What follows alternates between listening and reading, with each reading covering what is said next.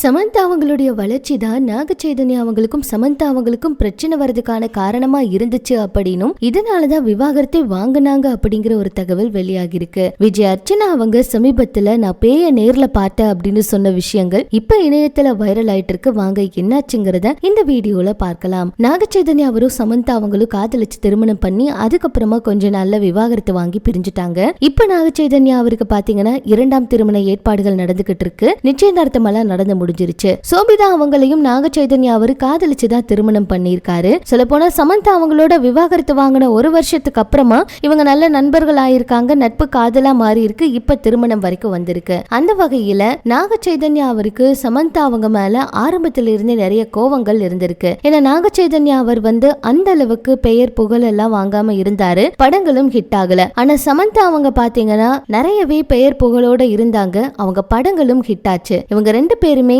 ஆரம்பத்துல இந்த விண்ணை தாண்டி வருவாய் அந்த படத்துல நடிச்சிருப்பாங்க. அந்த படத்துக்கு அப்புறம் சமந்தா அவங்களுக்கு நிறைய வாய்ப்புகள், சமந்தா அவங்க நிறையவே புகழ அடைஞ்சிட்டாங்கன்னு சொல்லலாம். ரொம்ப கஷ்டப்பட்டு ஒரு இடத்துக்கு வந்தாங்க. ஆனா நாக சைதன்யா அவருக்கு அது கிடைக்கல. அதனாலேயே ரொம்ப கோவத்துல இருந்திருப்பாங்க. விவாகரத்துக்கு அப்புறம் கூட சமந்தா தன்னோட வலிய பல விதங்கள்ல வெளிப்படுத்தி இருப்பாங்க. சமந்தா அவங்களுடைய வளர்ச்சி பிடிக்காத நாக சைதன்யா அவரு அப்பவே பயங்கர கோவத்துல சோபிதா அவங்களோட நல்ல நட்புல இருந்தது, அவங்களோட பழக்கம் இருந்தது. இந்த விஷயங்கள் எல்லாம் சமந்தா அவங்களோட காதுகளுக்கு போகத்தான் சைதன்யா அவங்க மேல நம்ம இவ்வளவு காதல்ல இருந்தோம், ஆனா அவர் இப்படி எல்லாம் பண்ணிட்டாரே அப்படின்னு இது ஏற்றுக்க முடியாம விவாகரத்து முடிவு வரைக்கும் போனாங்க அப்படின்னு ஒரு சில தகவல்கள் வெளியாகி இருக்கு. அது மட்டும் இல்லாம சோபிதா மற்றும் சைதன்யா இவங்களை பத்தின கிசுகிசுகள் 2022ல இருந்தே வலம் வந்துச்சு. அதனால இவங்க ரெண்டு பேருக்குமே சமந்தா அவங்களுடைய விவாகரத்துக்கு முன்னாடியே பழக்கம் ஏற்பட வாய்ப்பு இருந்திருக்கு. இது வரைக்கும் சமந்தா புகைப்படங்கள் எதுவுமே இன்ஸ்டாவில இருந்து எடுக்காம இருந்தாங்க. நாக சைதன்யா அவரும் எந்த புகைப்படத்தையும் டெலீட் பண்ணாம சமந்தா அவங்கள அன்ஃபாலோ கூட பண்ணாம ஃபாலோ பண்ணிட்டே இருந்தாரு.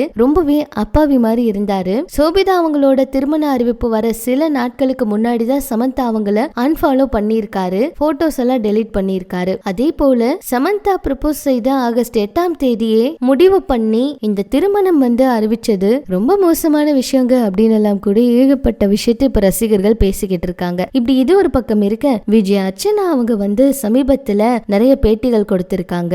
அந்த பேட்டியில பேய் பத்தி எல்லாம் பேசியிருக்காங்க. ஒரு முறை இவங்க படப்பிடிப்பு முடிஞ்சு கார்ல இரவு நேரத்துல வீட்டுக்கு போயிட்டு இருந்த சமயத்துல ஒரு உருவம் தூரமா தெரிஞ்சது. கண்டிப்பா ஏதோ ஒரு மனுஷங்க நிக்கிறாங்கன்னு சொல்லிட்டு அவங்க கொஞ்சம் நிப்பாட்டுனாங்களாம். அதுக்கப்புறம் அந்த உருவம் இவங்களுடைய காரை தொடர்ந்து பின்வந்துட்டே இருந்துச்சு. இவங்க மந்திரங்கள் எல்லாம் சொல்லிட்டு வேகமா அங்கிருந்து போயிட்டாங்களாம். வீட்டுக்கு போய் இதெல்லாம் சொல்லும் போது யாருமே நம்பலையாம். அதுக்கப்புறம் இரவு நேர படப்பிடிப்பு இதெல்லாம் ஒதுக்கி வச்சுட்டாங்களாம். உண்மையா நான் பார்த்தேன், சத்தியமா நான் பார்த்தேன், என்ன நம்புங்க அப்படின்னு அவங்க பேசியிருக்க விஷயம் ரொம்பவே அதிர்ச்சியை கொடுத்திருந்துச்சுங்க. இதெல்லாம் பற்றி உங்களுடைய கருத்துக்களை சொல்லுங்க. இனிமே இது போல சினிமா தகவல் தெரிஞ்சுக்க மறக்காம நம்ம சேனலை ஃபாலோ பண்ணுங்க.